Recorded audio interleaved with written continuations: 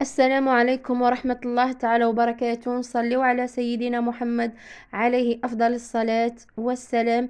مرحبا بكم البنات، مرحبا بكم. اليوم راح نعمل معكم بطاطا رولي فارسي بالدجاج في الفور. نبداو على بركة الله. بسم الله. عندنا كما راكم هنايا تلاحظون صدر من الدجاج، نغسله مليح بالماء والملح والخل، من بعد نقطعه إلى قطع صغيرة. عندنا أيضا فروماج غابي، عندنا أيضا فروماج كاري، عندنا أيضا كما راكم تلاحظوا وحدة من كريم فريش.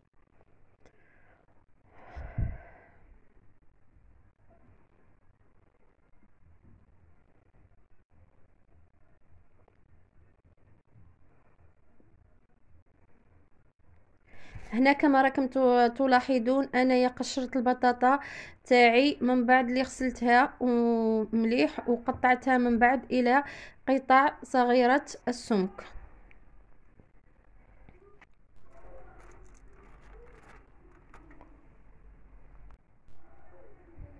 من بعد نرش البلاطو تاعي بالفرomاج غابي كما موضح لكم هنا في الصورة. من بعد نحكم البطاطا اللي كنت قطعتها، نوضع لها الملح، شوية من الملح، ومن بعد نفرشها على نفرشها عفوا فوق الفرomاج غابي كما هو موضح لكم هنا في الصورة.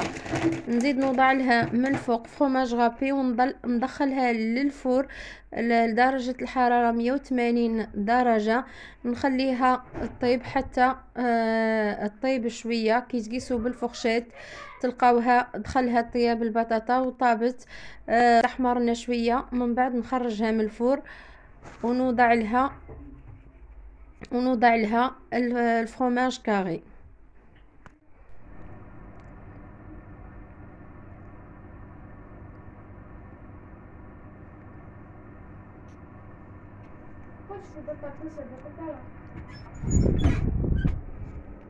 هنا كما راكم تلاحظون انا قطعت الدجاج تاعي الى قطع صغيره.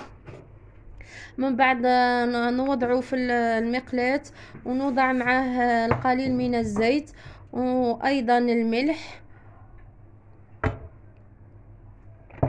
ونوضع له ايضا التوابل اللي هي شويه فلفل اسود، وشويه من قليل من الزنجبيل، وايضا تابل الدجاج، وايضا القليل من الكركم.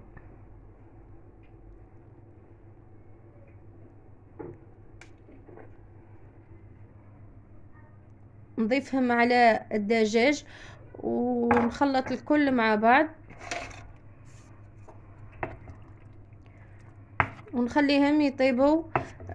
من بعد في الاخير نروح نوضع لهم نوضع ايضا القليل من المعدنوس ونخليهم يتقلاو مليح. في الاخير نروح نوضع له لا كريم فريش.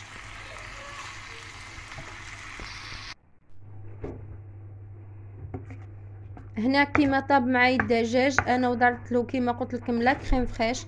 نخلط الكل مع بعض.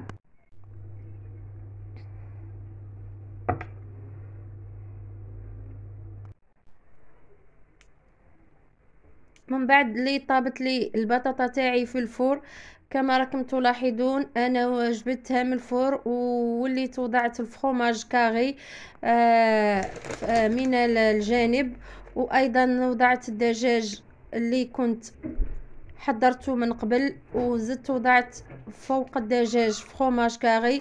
من بعد